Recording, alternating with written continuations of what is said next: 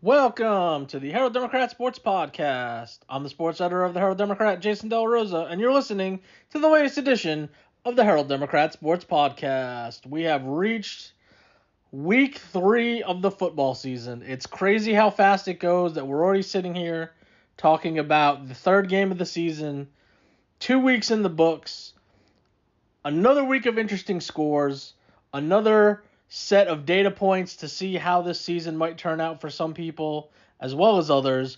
We have district play to talk about for some teams, while other teams keep kicking along in their non-district schedule. We'll talk about it all like we always do here on the Herald Democrat Sports Podcast. For those just joining us, where you been the last 2 weeks? But if you are joining us for the first time, checking it out, we appreciate that. Every Wednesday, you can find it on our website, on our social media, to check out before the game's kicking off. And for those who don't know the format, very simple. We start from the top with our biggest schools in Grayson County. We work our way all the way down to the bottom. We talk about what happened the prior week. We talk about what's going to happen for the upcoming Friday or Thursday, depending on which week of the season it is, because we have several weeks where we do have teams playing a night early. And you get all the info that you need right here on the podcast. So without further ado, we will kick off the schedule. And we do as we always do at the top with the Sherman Bearcats, who open District 5-5A Division I play this Friday night with their first home game of the season, 7 o'clock against Frisco Reedy. Going on the road the first 2 weeks, obviously the big win in the Battle of the Axe to kick off the season.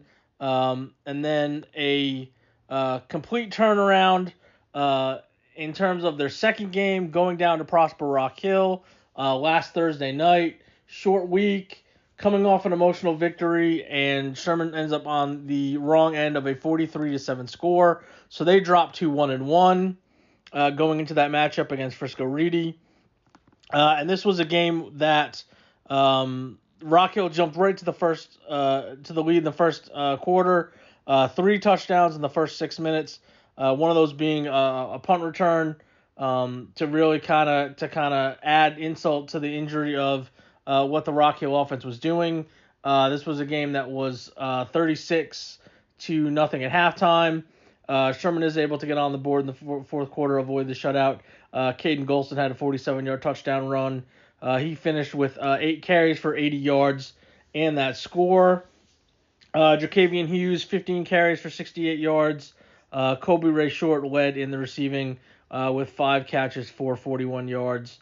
As Sherman barely got over 200 yards for the game in this one. Had a couple of turnovers.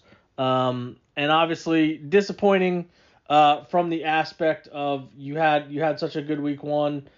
We talked about obviously going down, playing the 6A program, and having the short week, is always tough to deal with depending on your status for the week before. And so this is one of those games where the Bearcats are going to have to flush it. They're going to have to, as Coach Allman said after the game, we get some extra time to focus on Reedy. To get ready for the games that truly matter. And Sherman's been in this spot before, going into district play at 1-1. They have done a good job on a couple of occasions the last couple of years of losing in the Battle of the Axe. We always talk about for both teams, how do you handle that emotion coming off such a charged game at the beginning. And some teams have won that and then lost the next week because of the letdown. And then some teams lose and they bounce back well, because they're able to put it past them. And Sherman has done that the last couple of years. Last year they beat Princeton in a dramatic game to kind of overcome if there was any sort of Axe hangover. And then they got into again, which is a really tough district. They were in it for the mix for a playoff spot for a little bit, and then the last couple weeks, the top of that district pulled away from them, and it's essentially the same district as it was last year. You have a ton of Friscos and Sherman, and in this year, Frisco Liberty who we'll talk about in a minute, dropped down to 5A Division II. So they got kicked out of the district, and McKinney North slid into that open spot. So it is still a 9-team district, and it is essentially all the same people that that Sherman played last year. Frisco Lebanon Trail, Frisco Centennial, Frisco Heritage, Frisco Lone Star, Frisco, obviously Reedy, who's the opponent this week, and Frisco Wakeland, and then you throw in McKinney North. Not that any indication of non-district scores mean anything, but Lebanon Trail, Centennial, Frisco Heritage, and Lone Star are the 4 teams that are at 2-0. Sherman, Frisco, Reedy, and Wakeland are the 4 teams that are 1-1, and McKinney North is 0-2 to start the season. I don't think that anybody is projecting much different than what we saw in this district last year, obviously because it is most of the same teams. And Liberty, which did not win a game in district, it wasn't really a factor in the race anyway, so it's not like they lost the defending district champion or anything like that. Lone Star won the district last year. Reedy did finish 7-1 as the 2nd seed.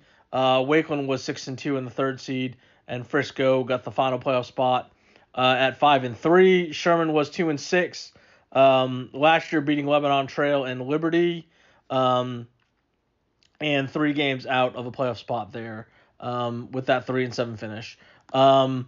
So in terms of this game, obviously it's going to be interesting to see how both of these teams respond. Because Reedy is coming off a loss as well. They lost 21-13 against Frisco Emerson.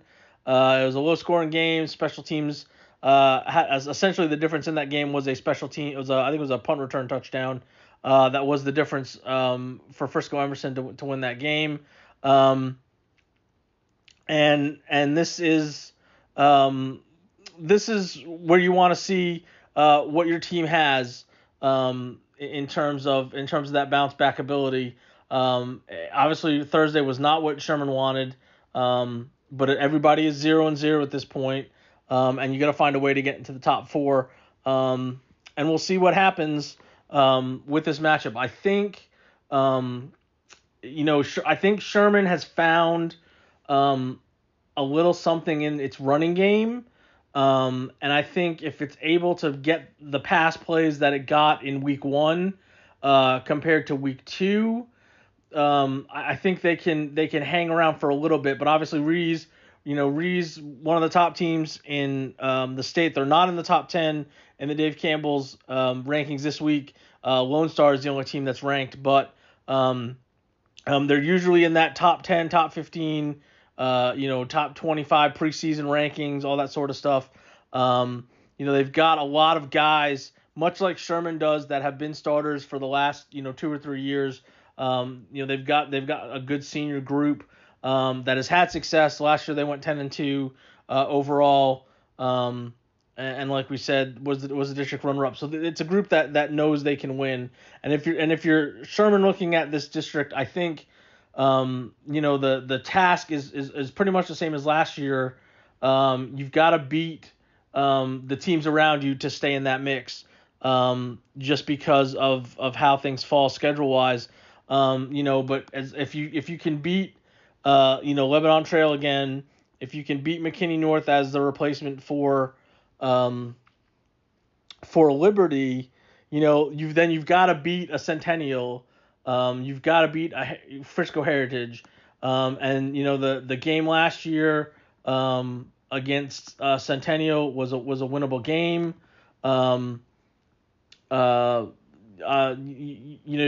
They've surprised some of these teams in the past. So you've got to find a way maybe to win a game that you're not supposed to. But at the very least, I think the way the schedule falls, we could be talking about trying to be in that mix for the length of it. I know Wakeland is at the end right after Sherman has a bye, and then Sherman ends with Lebanon Trail, so that could be a key game by the time we get to that at the end. But But you've got 3 games after this one with McKinney North, Centennial, and Heritage. And we'll talk about this with Denison for their district. That those are the games there at the beginning. You've got to make your mark in those games. You've got to win those games to stay in the mix. And like I said, a loss for this week isn't a killer because there are so many games, and so you've got to get back on track. You've got to pump up your confidence on both sides of the ball and make some plays, and we'll see where things stand. But district plays here. I mean, it's so we talk about it's week 3, and we're already talking about district play for some people. And in this case, that's Sherman hosting Frisco Reedy in the District 5A Division I opener at 7 o'clock at Bearcat Stadium on Friday night. The other district game, because Denison is also in a 9-team district, the Yellow Jackets open District 4-5A Division II play at 7 o'clock against Frisco Independence. They go down to Frisco at Kuykendall Stadium. That's the old Frisco Memorial Stadium, for those who are not aware that name changed a few years ago. And this is a battle of teams trying to get their first win. Both teams come in at 0-2. Independence lost to Lebanon Trail 36-21 last week, and Denison went on the road and lost 48-14 against Decatur. Talking about that game, well, first we had a nice hour and 10-minute delay due to weather after we played about 2.5 minutes. So that was not exciting, and I thought both teams actually kind of did okay considering those circumstances. There was no indication that there was going to be a reason to not start on time, and they did, and everybody warmed up and went through all the routines, and then I think we got in a total of 9 snaps, and then the game got stopped. It was only 7-0 after the first quarter. It was 21-7 at halftime, and it was almost 14-7 Decatur at halftime. They scored in the final minute of the second quarter to get that lead to 21-7, and then they opened things wide open in the third quarter to where it was 41-14.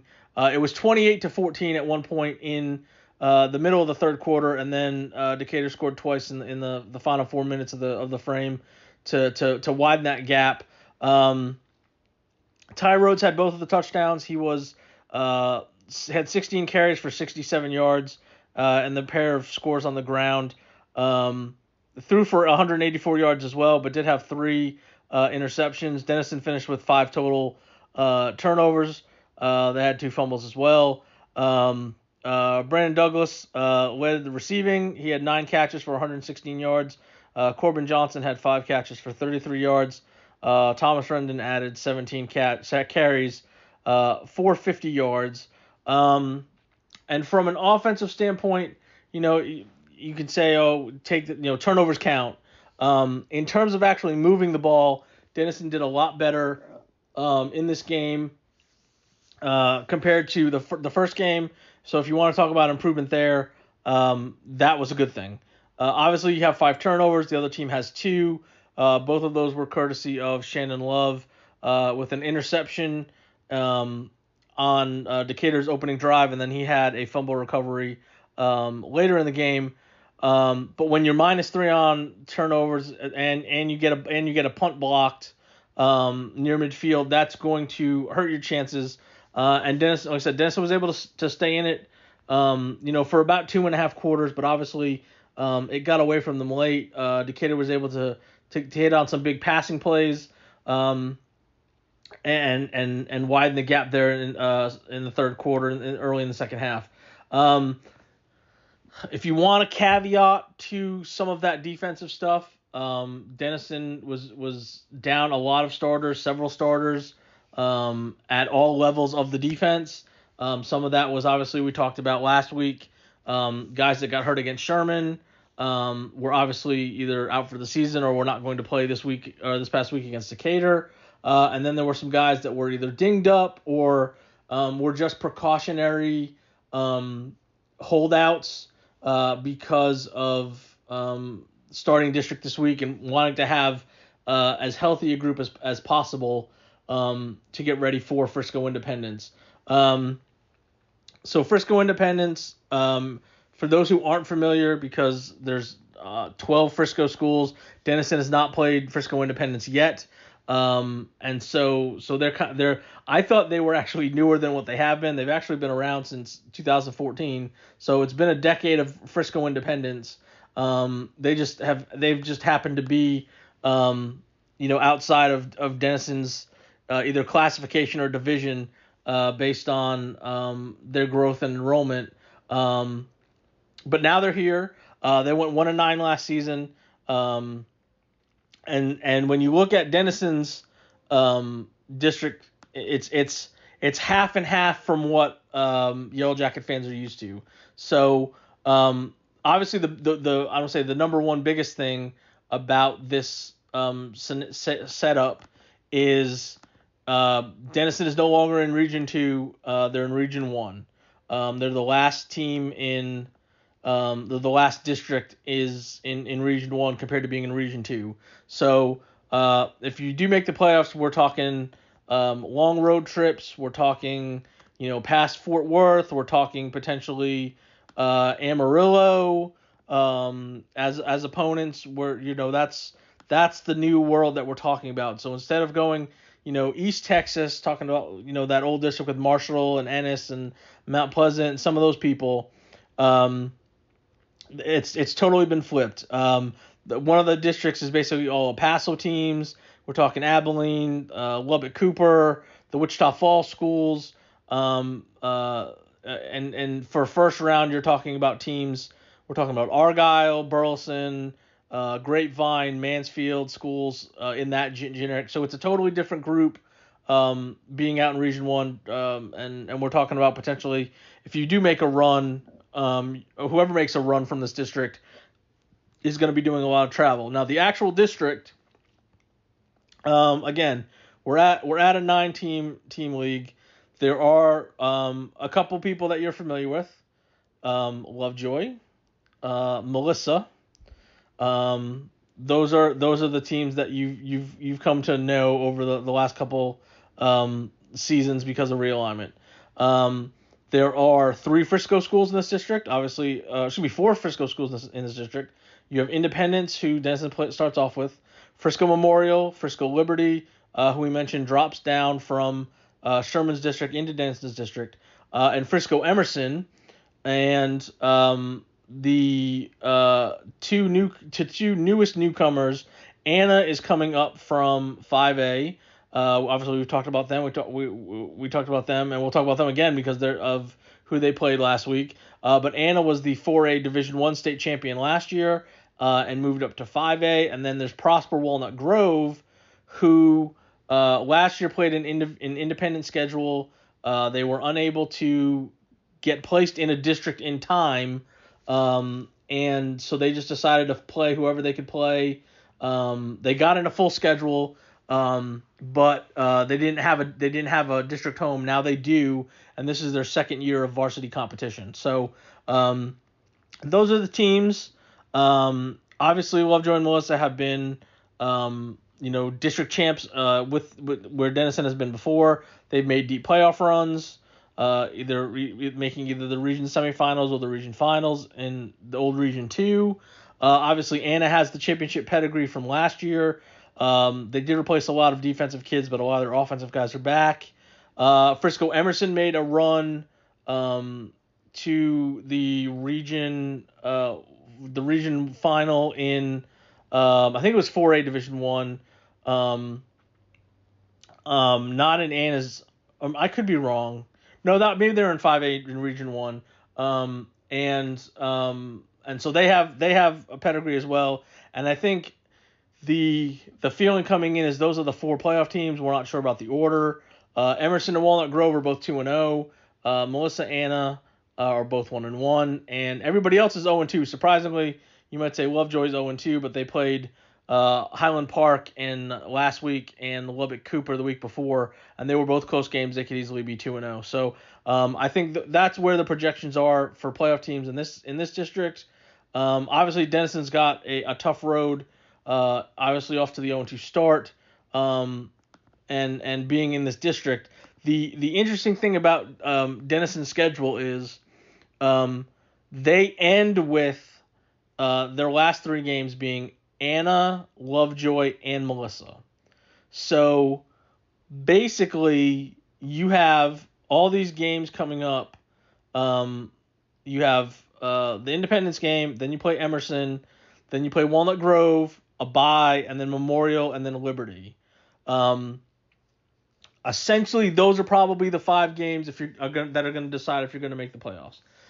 Can Denison sneak up and beat somebody in the last 3?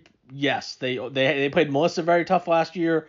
Anna is obviously the wild card, just not really knowing because we don't have opponents to compare to last year. Lovejoy has obviously had Denison's number since they've started playing each other. So I think you're going to know relatively quickly where Denison's going to stand in terms of being in the race or not.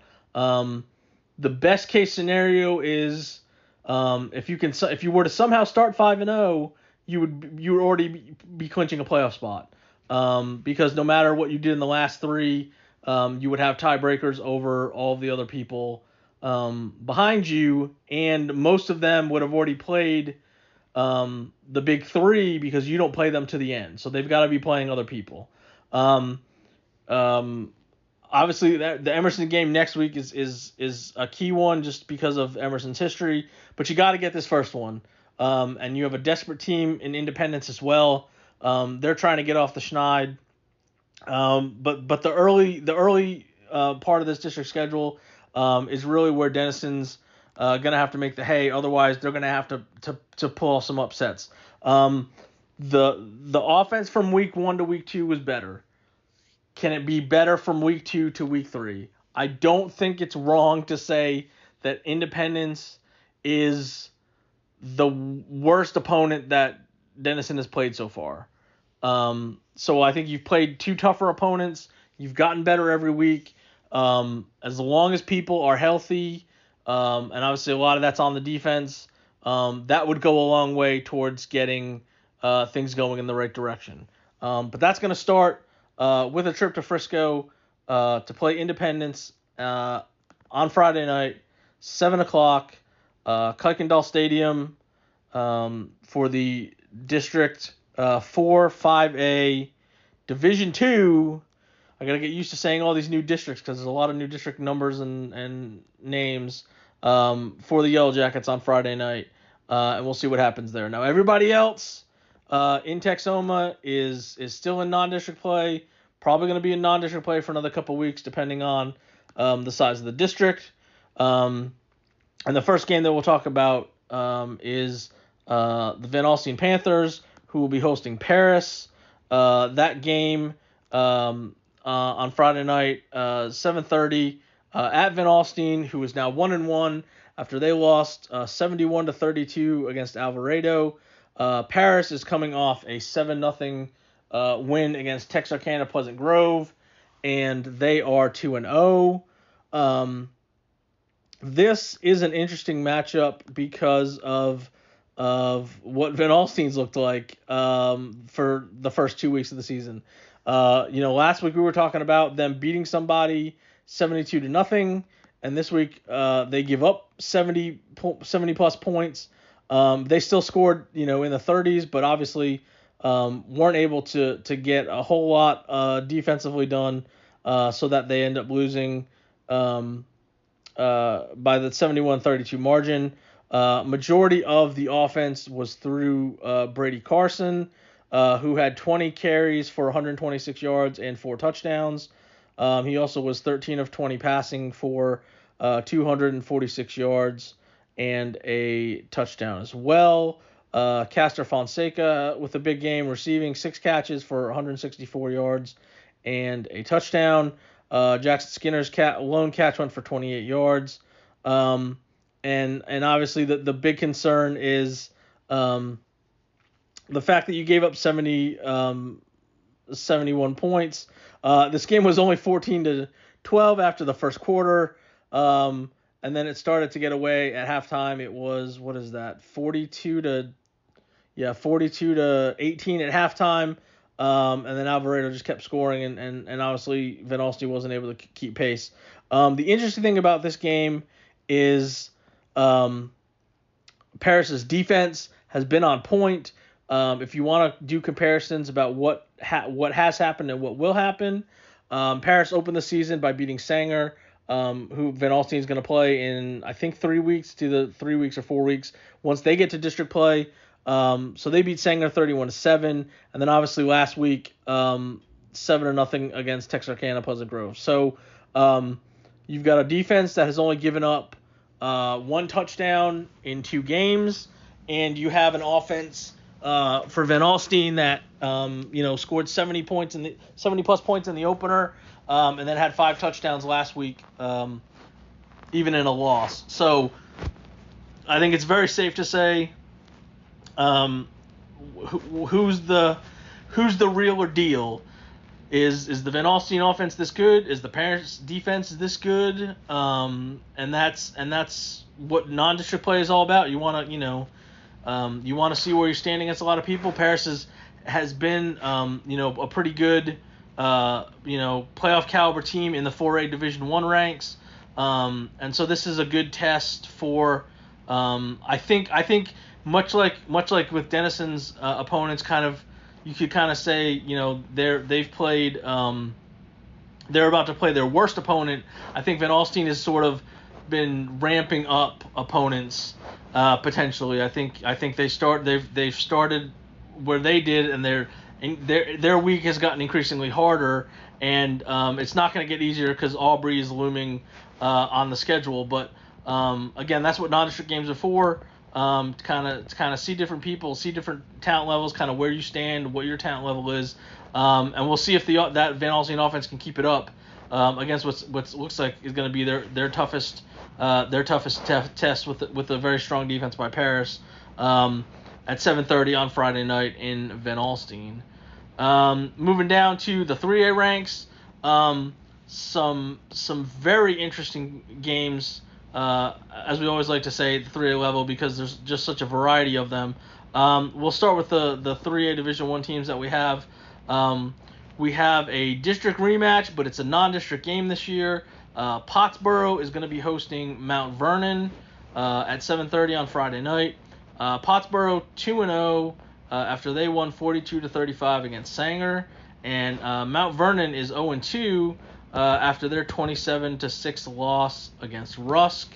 So this is the 5th straight year that these teams have met. The last 4 were in district play in that very competitive East Texas district that Pottsboro and initially Howe got sent out to, to face the Winsboros and the Mount Vernons and the Minneolas of the world. And this was one of those matchups that was very back and forth. They've split the last 4 meetings. And I think they were both kind of in a position where potentially they were looking for people, and obviously Mount Vernon's had some good runs in the last couple years as well, and the games have been close and been good, and I think both coaches were just like, hey, you know what? We're not in the same district anymore, but we know we're going to get a good game, we're going to get good competition, so let's keep this going if we can't find anybody. So that's I think the reason that this is happening is, last year's game was very close. Mount Vernon won by a touchdown. They've had games that have come down near the end of the season to decide the district championship, decide playoff seeding, and so I think they both sides liked what they were getting out of the matchup, so they decided to keep it going. I will point out that Pottsboro is ranked number 7 in 3A Division I in the Dave Campbell's weekly statewide rankings. Moving up a couple spots after the win against Sanger this past week. And this was a game that came down almost to the last second. Tied at 35 in the 4th quarter. Sanger punts, pins Pottsboro at its 1-yard line, and they are able to drive the length of the field. Caden Humphrey scores on the 2-yard keeper with 41 seconds left, and that is the deciding score in a 42-35 victory. Humphrey finished with 26 carries for 207 yards and 4 touchdowns. He also was 14 of 18 passing for 200 yards with a touchdown and with 2 touchdowns. Both of them to Xavier Brady, who finished with what's his total? 5 catches for 107 yards and those 2 touchdowns. Jet Mackey added 2 catches for 42 yards. Carson Nix chipped in 12 carries for 51 yards as well. And this was another shootout for Pottsboro. They did it against Bells in the first week. They were actually down 28-21 at halftime. And they were able to hold Sanger to just the 1 touchdown there in the third quarter. They tied it Pottsboro tied it late in the third, and then obviously put together that monster drive late in the game. And this is going to be an interesting one. I think obviously Mount Vernon being 0-2 is obviously not something that they're used to. These are 2 teams that know each other, like we said, so you kind of you're not gonna I don't think there's gonna be a whole lot of surprises on either side. But it's gonna be a good test. Obviously, Pottsboro has gotten off to these really good starts before. And it's going to be interesting to see if they can carry that momentum into what's going to be a new district. But again, this is a fun matchup to see just because the history between them. And I think even though you don't want to discount an 0-2 record for a Mount Vernon team because they always have athletes. I know they did lose a chunk to graduation, but obviously we talked about Pottsboro losing a lot of key people as well. But they've gotten off to a good start. But you also wonder. We talk about their 2 wins, they've got 2 wins by a combined 10 points. So it's good that they're winning close games. That's a good sign. And obviously if this game is a close game, you probably want to give them the edge because they've been in those situations. But I'm sure, over in Pottsboro, they'd like to have a game sort of in hand sometime in the third quarter to where it's not coming down to a final drive or potentially overtime like this game against Sanger was. But again, that should be a good matchup with Mount Vernon going to Pottsboro at 7:30 on Friday night. The other team in 3A Division 1, Whitesboro Bearcats, they are sitting at 1-1 after they lost last week to Bells 18-6, and they are hosting Graham, who is also 1-1 after Graham lost 35-21 against Springtown. So the Bells Whitesboro game, which obviously we'll talk about from the Bells perspective as well, quite the rock fight, quite the defensive stalemate. Only 1 touchdown in the second half. Only 1 touchdown basically in the last 2.5 quarters. And Bells was able to do just enough. Whitesboro actually took the lead in this one. Colt Fagan had a 72-yard touchdown pass to Braden Bomar a little past the midway point of the first quarter. But unfortunately for Whitesboro, that was it. Fagan ended up 24 of 38 passing for 249 yards and that touchdown. Bomar had 5 receptions for 115 yards. Fagan led the team in rushing. 10 carries for 46 yards. Levi Weddle had 13 carries for 34 yards. Also had 11 catches for 79 yards. But obviously it was tough sledding for the Bearcats, and that was, in previewing this game, it was funny because Bells and Whitesboro, like we had mentioned, had played so many years in a row, and it seemed like all their games were close and back and forth and went to overtime. And the last couple of years, it's been a 40-something, a 30-something, or 30-something, 33-27, something like that. There's been a lot of back and forth and up and down the field type of play, and this was obviously the antithesis of that. But I would say from the Whitesboro standpoint, you had a really good showing in week 1. You score in the high 40s. Nobody really knew what to expect because of the key losses to some people, and obviously a very positive start. And then you have this happen, and it makes you go, well, what does that mean for our offense? Was that opponent dependent? Was that obviously Bells has played us, so they kind of know what we want to do, type of a thing. So obviously to go from that many points to scoring on one of your first couple drives and then do nothing the rest of the game, that obviously is something we're going to want to see if they can get back on track. Now Graham is normally a very good team. They've made the playoffs every year since 2009. They're really good out in that Region 1 in the 4A level, making deep runs, having some really good offenses. So this is going to be a tough test for Whitesboro to bounce back. Now the defense obviously played very well. You hold a team like Bells, who can normally puts together good scoring drives, puts up numbers. They scored in the 30s to open their season in that loss against Pottsboro. You held them to 18. You held them to 3 touchdowns, 18 points. And after holding your first opponent to 25, I think the Whitesboro defense knows where it is. And you can say a lot of times early in seasons defenses are ahead of offenses. But I think that's a good.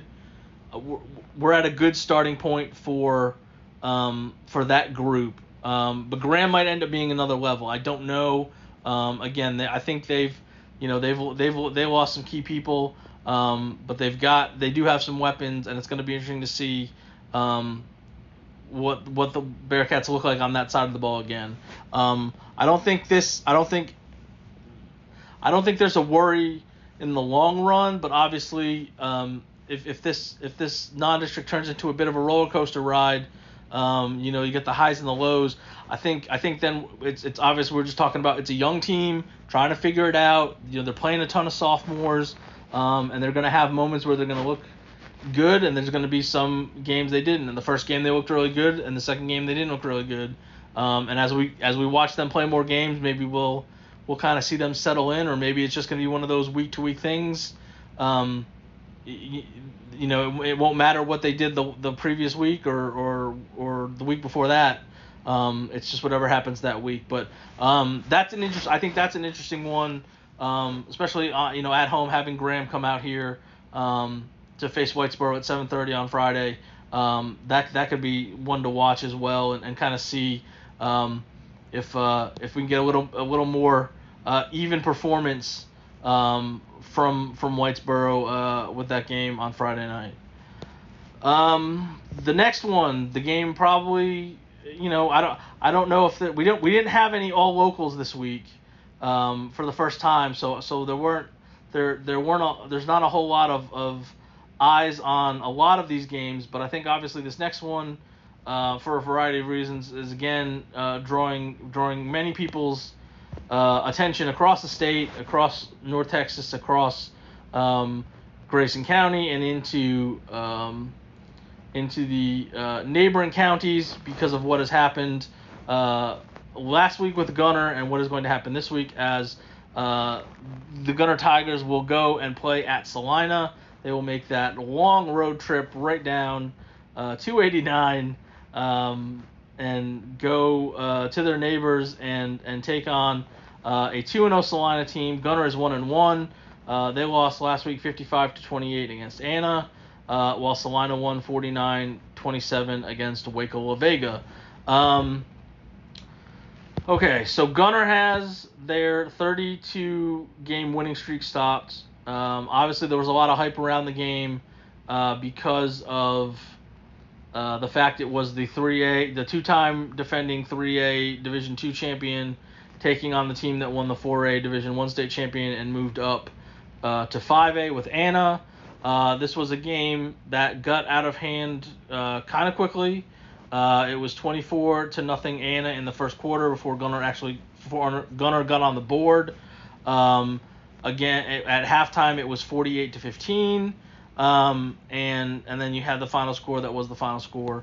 Brock Body led Gunner, 11 carries, 108 yards, and 2 touchdowns.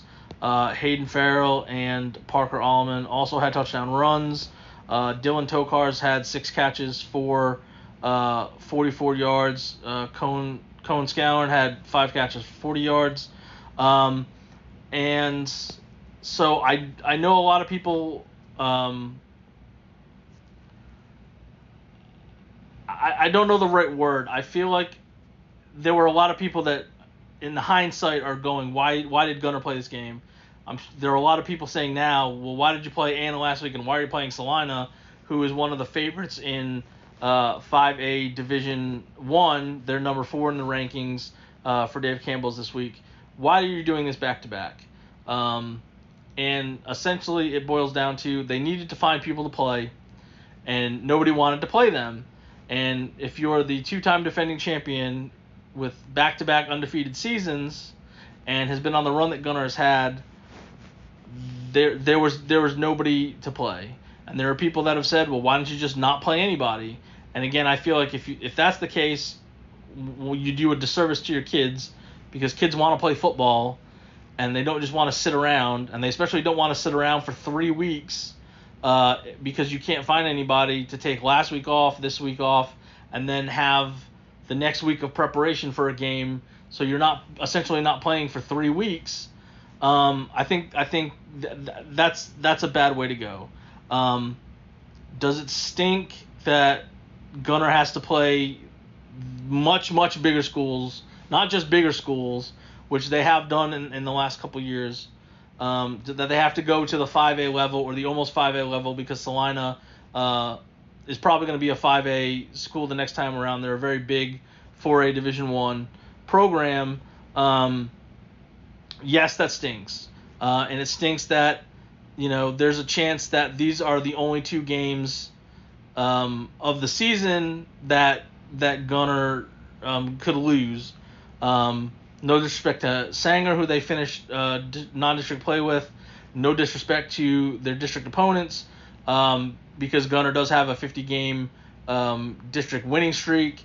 No offense to any potential playoff opponents, because obviously they've gone 12-0 in the last 2 postseasons, and beating several of those teams multiple times in that run because of the way the bracket fell. So it does stink that we can't potentially talk about, what Gunner going on and having 3 straight undefeated seasons and winning, 48 games in a row, or whatever it could have been. 40, I guess it would have been 47 games in a row. So that does stink. The overall goal has not changed. It won't change no matter the outcome of this week. I think a lot of people thought that Gunner would give a better representation of itself. All things considered, if you saw the size of the Anna kids and the size of the Gunner kids, that would make sense. Obviously, Gunner had 5 turnovers, 4 of them fumbles, 1 that got returned for a touchdown, which obviously doesn't help the score look any better than this. And as I did mention last week, there were some guys, especially on defense, who are Division I players who have been sidelined. Either they haven't come back yet, or they got hurt in the opener. In addition to some other guys that are out that will be back at some point, but not anytime soon. I think if everybody was healthy, I think this may have been a better game. I also think we could have had the exact same game, because I'm sure Anna came in wanting to do what they did and knowing they probably could do what they did. And so Gunner's going to be in the same situation with Salina. They're literally next door to each other. They haven't played since they were in a district in 1999, when they actually played twice and met in the region finals. Salina won both of those meetings, but it says how much Salina has grown since then, and obviously says where Gunner has stayed, that they haven't played or haven't been in the same district since since the turn of the century. Is there a chance that this week goes like last week? Maybe. Is there a chance it's a close game? I don't know. I would wonder how Gunnar handles things, maybe just from an injury standpoint, to make sure that they get through this game as healthy as possible. Knowing again this might be the two toughest games by far of their season. I know a lot of people are happy this game particular. Take out the Gunnar Anna game. Obviously Gunnar and Salina being as close as they are, there's a lot of people I think that are excited that this game is happening because of the proximity. There's been a lot of talk in the last couple decades about why when Salina was a lot smaller than what it was, these two would not play each other, whether it was one side not wanting to or the other, or they're both just saying we're just not going to. So I think everybody's kind of excited to see what happens. There is a little bit of shine taken off of it because of last week. I'm sure there are a lot of people saying that, well, if you can't compete with Anna, you can't compete with Salina. And we'll see if that's true or not. But obviously it would have been nice if they were both 2-0, and to have people saying, whoa, if they can beat Anna, this Salina game should be really good. And maybe it still will be. I don't know. But it is fun. I think it's fun that it's happening after not having been. And again, these are two teams. Whatever happens in this game, Salina is expecting to make another deep run, and Gunnar is as well. So I think the biggest thing probably for both sides is, can we get out of this game as healthy as possible? And we'll see what happens. With Gunnar going to Salina, 7:30 on Friday night. Going down to the Division II level for 3A, we'll talk about the road trip that the Bells Panthers are going to make. They are going out of state, and they're going to go to Plainview, Oklahoma. They are 1-1, as we said, with that 18-6 win over Whitesboro. And Plainview opened its season 49-7 with the win against Lone Grove. Oklahoma is most of the teams can either start the same week as the Texas teams, or they can start a week later and play them through. And so Plainview had their first game last week. So talking about the rock fight, obviously I think for Bells on defense, that's exactly what you wanted to see after giving up 35 points to Pottsboro in the opener, having that game go back and forth. Whitesboro hits you with a big play. You don't allow basically anything after that. So obviously that's a good sign for them. Offensively, again, I think you had two teams that kind of know what they are on defense, and that kind of hurt. The difference in this game, Bells was able to stop Whitesboro. They didn't have any turnovers. They just quote unquote stopped them. Bells did have 3 turnovers. I know one of them was essentially at the 1 yard line. Bells was about to punch it in, and there was a fumble. And Whitesboro recovered it, so that's 6 or 7 points right there. Literally a couple feet away from happening. But again, you have 3 turnovers. That's a big reason why Whitesboro was able to hold down Bells a little bit. So you got to give the Bearcats credit there. But again, Bells did what they always do. They had 58 plays. 57 of them were runs. They ran for 373 yards. Leading the way in this one was Bryson Thompson. He had 19 carries for 118 yards and 2 touchdowns. Bryson Wright, 11 carries for 81 yards. Tucker Kreitz, 9 carries for 75 yards. And Easton Branham, 6 carries for 48 yards and a touchdown. And obviously this is one of those, it's interesting to see how Bells is going to react. They obviously hosted their first 2 games, so they're going on the road. It's a pretty decent road trip, all things considered travel-wise. You're playing an opponent you know nothing really about. They only have 1 game of film on them. From what I could tell, they like to pass a lot. So it could be a very big contrast in styles for this matchup. Where you have one team that wants to run, and the other team wants to pass. fun note for this is Bells has not played an Oklahoma opponent since at least 1930. The records get kind of spotty after that, so I can't promise you this is the first time they've ever played an Oklahoma opponent, but at least it is since 1930. So there's that little bit of history, and obviously we'll see what Bells can do going up to Plainview, Oklahoma for 7:30 on a Friday night for that non-district matchup. A couple more here at the 3A Division II level. We'll talk about the Howe Bulldogs, who are 1-1 after they defeated Bonham 21-6. They are going on the road this week as well, and they are going to Bowie, who is also 1-1 after they lost 35-28 against Bridgeport. So again, you want to talk about a team getting better from week 1 to week 2. Here's how. They went on the road against Boyd, lose 44-13, had to wait out a long weather delay. Who knows what impact that had, but obviously not the start that they wanted. Turn that around. You go from allowing 44 points down to 6. You go from a couple touchdowns to getting 21 points in this one, and I think the way they did it was probably more of the style to see improvement as well. 35 carries for 262 yards. Majority, all three of the touchdowns came on the ground. Braden Ulmer, 11 carries for 113 yards and 2 touchdowns. Garrett Rogers, 14 carries for 95 yards and a touchdown. Rylan Strong added 7 carries for 49 yards from the quarterback spot. Howe forced 3 turnovers, all interceptions. And I think that was the way that they wanted to win this game. Defense, get that ground game going. Ulmer had a good first game.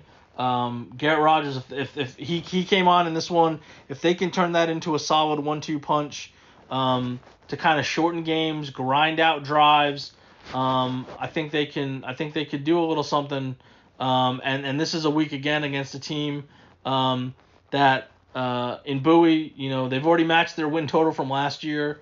They went 1-9. So this is a game you can go on the road. It is winnable if you're Howe. You want to get some of these wins, keep building up that confidence, and then you get into a district where if this is the way you can win, if people see this as your identity, and you can find a way to maybe to be in the mix in when we get to district play. But again, that's a really good bounce back. That was against a Bonham team that won its opening game. That it was feeling, hey, maybe we've sort of turned the corner, and I think both teams came in knowing that we've got a chance to come out of here with a win. And Howe got up 14-6 at halftime, and they grinded that until scoring that last touchdown by Rogers with 3.5 minutes left to kind of really seal that. So again, good bounce back from Howe. We'll put together a win. See where they are going into the rest of their non-district schedule. But that's a good turnaround for them, and we will see what they can do next week with that trip to Bowie at 7:30 on Friday.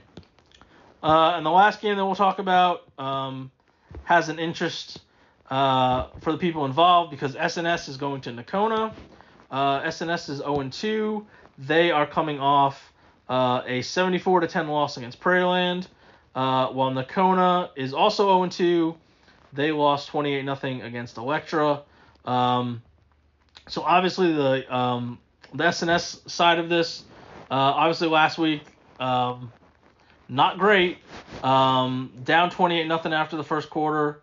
They did score in all their points in the second quarter. Kenny Melton, 15 carries for 57 yards and a touchdown. Hunter Corville with 11 carries for 68 yards. Zane Dollar kicked a field goal to get those other points, and that was what SNS did in week 2. I would say about the same offensively. Obviously, the defense did take a step back to give up the 74 points, to give up 424 yards rushing on 44 carries and throw in another 99 through the air.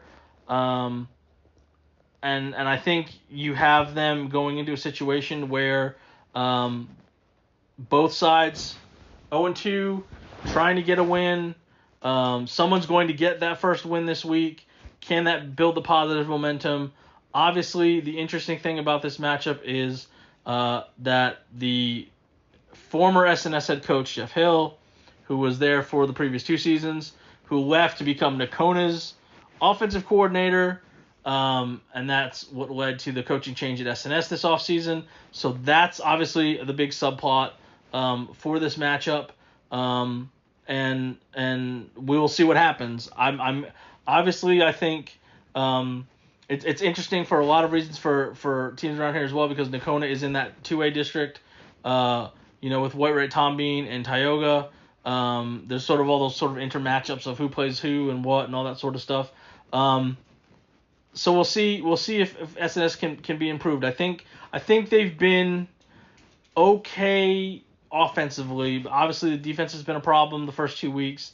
They've got to find a way to get better on that side of the ball if they want to try to be competitive and end the losing streak that has dated back to the 2022 season after not winning a game last year. So that's SNS at Nakona, 7:30 on Friday night. Someone is going to get their first win of the season in that one. Now to talk about our 4 2A teams. We'll talk about the White Red Tigers, who are now off to a 2-0 start. They won again last week, 51-7 against Celeste, and they are going to be facing Quinlan Bowles, hosting them 7 o'clock at Tiger Stadium. Quinlan Bowles is 2-0 as well. They won 30-24 against Clarksville. And now all you people of the podcast and all you White Red fans know, who did White Red open up with in week 1? Why, that was, of course, Clarksville. And that score was not close like 30-24. That score was 57-12.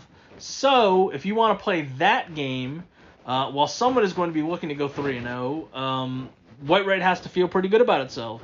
But that's where you don't want to fall into the trap. You look at those, you want to make the comparative scores, you see that, and you go, oh, we can handle this team because look how they barely beat Clarksville. Well, that's what happens when you look back and you go, oh, how did we lose that game? Because that team fought its butt off because they're having a good season as well. Again, you have a White Red team that went 2-8 last year. They've already matched their win total. What did Quinlan Bowles do last year? Went 2-8. So the winner of this game is going to surpass their win total for all of last year. Keep that momentum going towards district. Obviously, a loss is not going to be a killer. But again, somebody has a chance to be 3-0 and be feeling really good about the way their season has started. White Red has scored at least 50 points in consecutive games for the first time since 2006. They're trying for their first 3-0 start since 2014. And they're in a good spot. Obviously, the offense is humming along. Did so again this week in a game where they were up 51-0 after 3 quarters. Easton Helgren leading the way in this one had 4 catches for 86 yards and 2 touchdowns. Ran 2 times for 65 yards, 2 touchdowns. Had a 94-yard kickoff return for a touchdown. That would be 5 total touchdowns. Gage Walker, 10 carries for 67 yards and a touchdown. Colt Yancey, 9 of 11 passing for 124 yards and the 2 touchdowns. He also ran for a score. And then you talk about the defense holding Celeste to under 50 yards, forcing 4 turnovers, getting a safety, not allowing a touchdown to the fourth quarter, spoiled the shutout bid. But obviously both sides of the ball for White Red have been off to a really good start. When you've outscored your opponent 108-19, you're doing something right. Now, are those two teams both 0-2? Yes. And I would say if you play bad teams and you beat bad teams very badly, that's a good sign that you're obviously making improvement. Now, in the long run, White Wright would much rather have these wins be in districts so they can get into the playoffs. But if you thought last week was a fluke, they did it again. Now, if they do it again this week, I think you got to take them obviously, even more seriously as the week goes on and as we get closer to district. That they could be in a really good position, even if it's just confidence wise. Again, you have a lot of these guys that were playing last year, starting last year, are still young guys. They were playing freshmen and sophomores last year.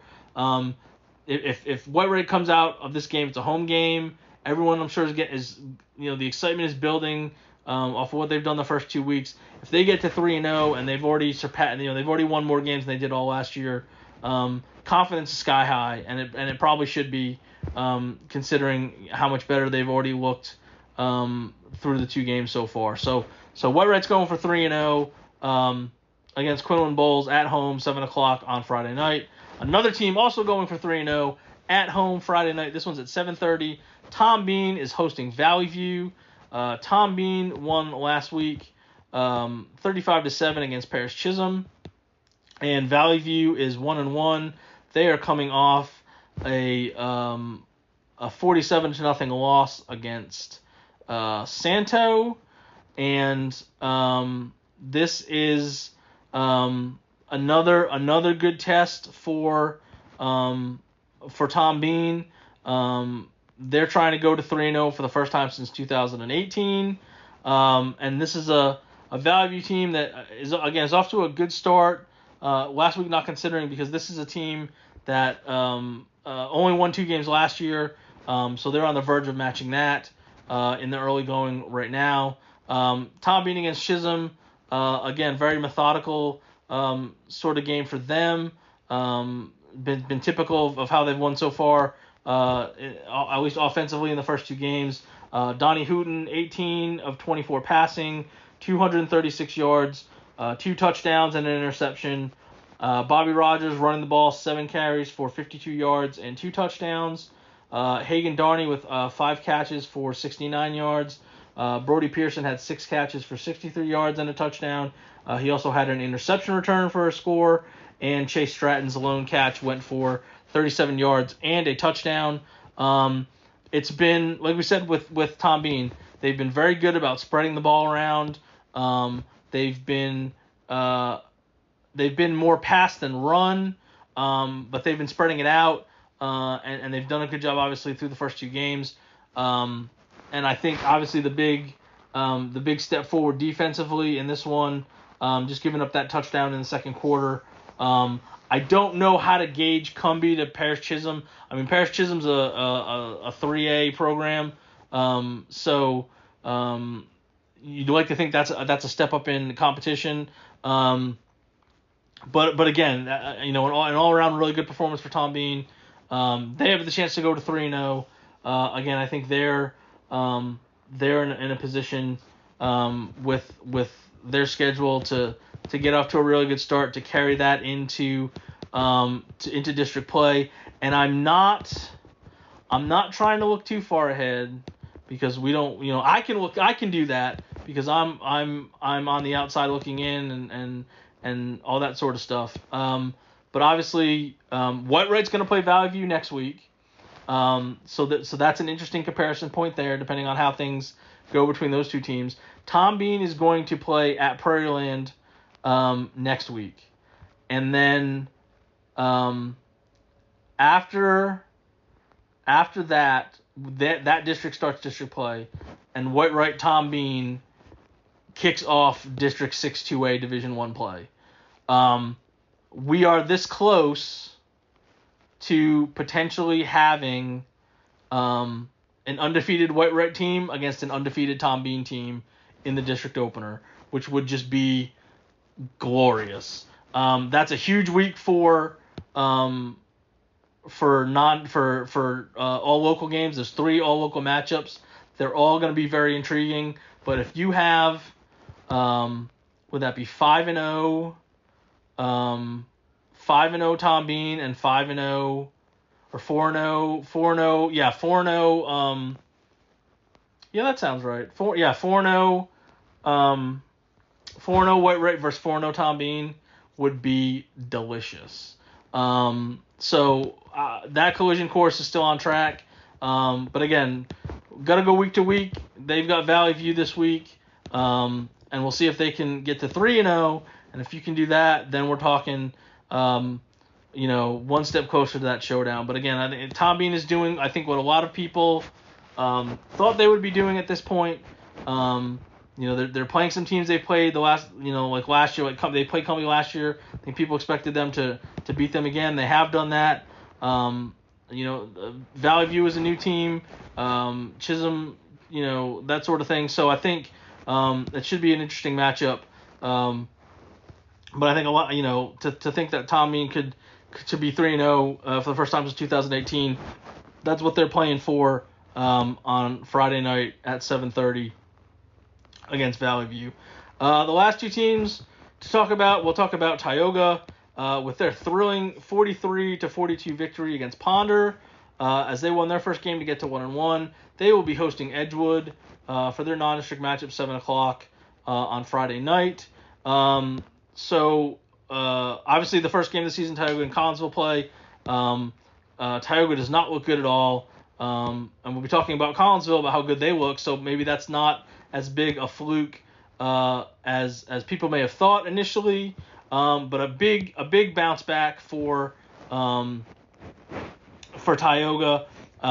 This was a game that had not a lot, or it was close, but there wasn't a lot of scoring until the fourth quarter when the teams combined for 4 touchdowns in the final 4 minutes, each scoring twice, going back and forth. Ultimately, Tioga pulls the game out with 31 seconds left. Johnny Dorpinghouse has a 61-yard touchdown catch. They were already down 6. It looks like they went for 2, but they had gone for 2 previously, so it was a 6-point game. And then by kicking the extra point, that gave them the lead at 43-42, and they hang on. It was going to be interesting, like we said, going into this game because Ponder had opened their season, had won a game, had won their game 61-0. I thought this was going to be a shootout. I talked to somebody about this game, and they kind of said, "Hey, what's up with Tioga?" And Ponder looked really good and all that stuff. I said, this has a chance to be a shootout. I thought both teams could, sling the ball around, put up a lot of yards, put up a lot of points. And 43-42, that's you can't get much closer than that. Dorpinghouse finished with 7 catches for 177 yards and 3 touchdowns. He ran twice for 59 yards, and he also threw a 34-yard touchdown pass, just a 34-yard pass as well. So he contributed all around. Rocky Urich, 20 of 35 passing for 353 yards, 5 touchdowns and an interception. Austin Norwood, 6 catches for 120 yards for him. Slade Babbitt and Sam Mott had the other touchdown catches, and Gage Anderson scored on the ground as well. And I think this was obviously more of what Tioga thinks it's going to look like. It's what they looked like last season, and I think obviously they played a much tougher opponent in Collinsville than everybody maybe thought Collinsville was going to be. And this obviously looked like what Tioga on offense looked like for most of last season. So if this is the Tioga that we're going to get, then they're going to be in a good place. They're taking on, like I said, Edgewood, who is 1-1. They won 56-28 against Troop. Edgewood gave up 540 yards against Troop, even though they only gave up the 28 points. 479 of that was on the ground. That is not a misprint. They gave up 479 yards out of the 540 on the ground.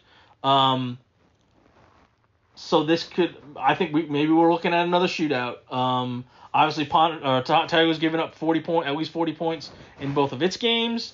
And I think you have a situation where we could have another shootout. I think that's entirely possible.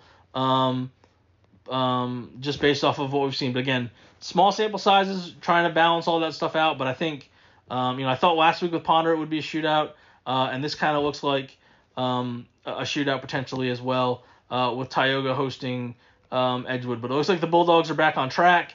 We'll see if they can put together a little bit of a winning streak when they host Edgewood on Friday.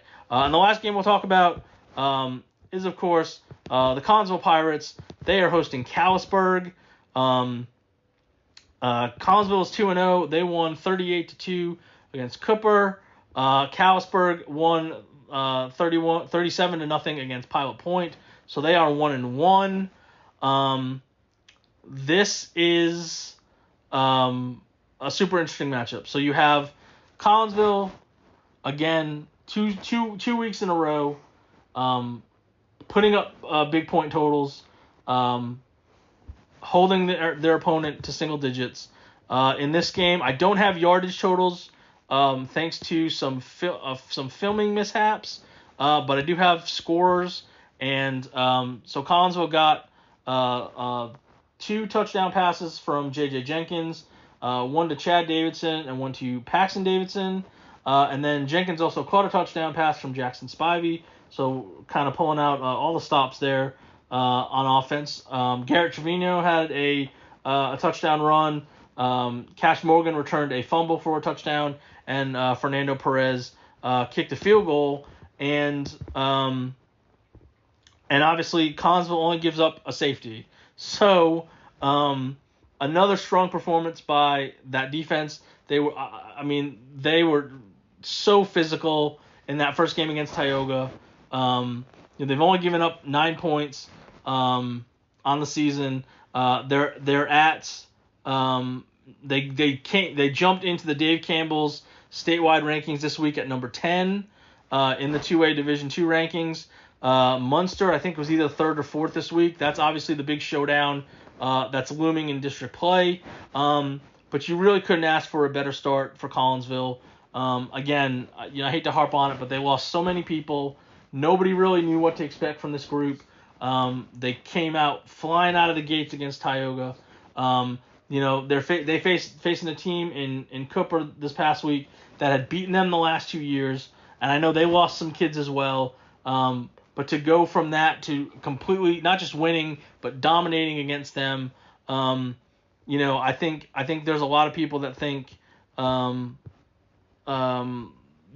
Munster Collinsville game is going to probably decide the district. But for now, Collinsville's off to a really good start. I think they're going to get a nice challenge in Callisburg. I don't know how much stock you can put into beating Pilot Point because Pilot Point has not been very good. But again, this is a Callisburg program that has turned into a winner. Former Whitesboro coach Eddie Gill led them to 4 straight playoff berths before retiring this offseason. They elevated an assistant, so it's the same setup. The same. It's an extension of what they were doing. The program has never made this many playoff appearances in a row. So you've got a lot of kids that have had that success. A lot of the same names for some people that have played them recently in non-district, and obviously we'll talk about them because they've moved into that Gunner Bells district as well. I think this could be a really fun game as well. And again, I think whoever wins it can feel pretty good about beating a pretty good opponent. And if it's a close game, I think the loser can kind of say, you know what, we had a good showing of ourselves, against a team that's probably going to be in the playoffs. I think there's a decent chance that obviously both of these teams are in the playoffs by the end of the season. So I think that's another good one as well. Collinsville hosting Callisburg 7:30 on Friday night to close out Week 3 non-district schedule. Thanks as always for listening. I hope you enjoy it. I hope you get some good nuggets. I hope you get some good information about the game that you're going to see or you're going to try to find out about or follow on social media or whatever. Again, every Wednesday, you can listen to the podcast. We post it on our social media at Herald Democrat on Facebook, All-Texomaland on Facebook. That's the high school only version. if that's all you're interested in is high school sports landscape, follow that, check that out.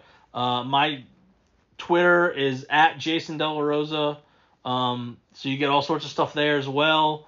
And I invite you to check this out every week. Check out everything we do, all the games we cover. We try to get to as many as we can. We try to give you all the information, what's going on with all the teams. So thanks for tuning in, and we'll talk to you next time on the Herald Democrat Sports Podcast.